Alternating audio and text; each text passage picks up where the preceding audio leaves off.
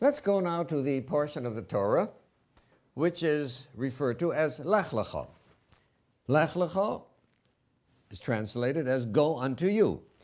And this is the commandment when God tells the patriarch Abraham to leave his homeland, to leave his birthplace, and to go forth to the land that he will show him, which is the land that we now know as Israel.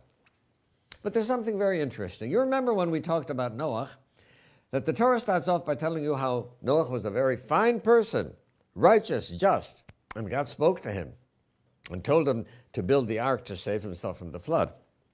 But it's interesting that this commandment over here that God speaks to Abraham is not preceded by anything that tells us about why God chose to talk to Abraham more than anyone else. It doesn't tell us that Abraham was a tzaddik. Well, then why did God choose to talk to Abraham more than anyone else? And one of the commentators said something very beautiful. He said, God did not single out Abraham to talk to him. God spoke to everyone, but Abraham was the only one who listened and obeyed. And this is something we've got to be careful about, right?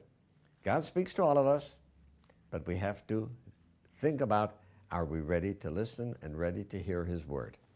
Someone once asked the rabbi, is it true that our prayers are heard? And the rabbi said, well, do you listen?